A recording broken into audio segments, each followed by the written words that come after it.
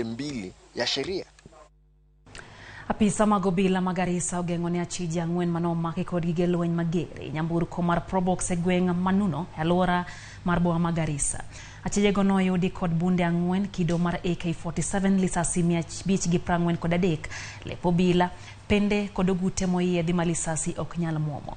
Komanda mar obila e kaunti ma Garissa, Thomas Ngeiwa, okone gi chich ni Achije go nochano kwalo johala mag M-Pesa e boma ma Garissa. Achije go ichano chwale doho chieng' tich ariyo bang' nonro rumo.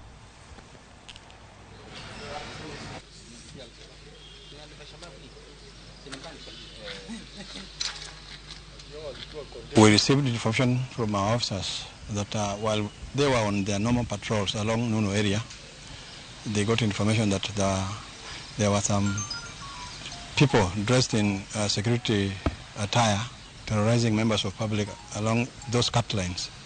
So on rushing to the area, they managed to spot a Probox vehicle which had 4 occupants. On further interrogation,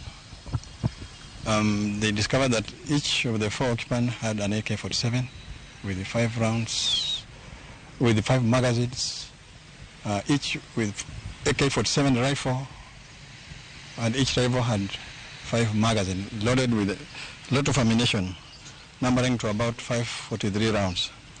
So the culprits were arrested, they were brought to station, and they recovered what you can see here.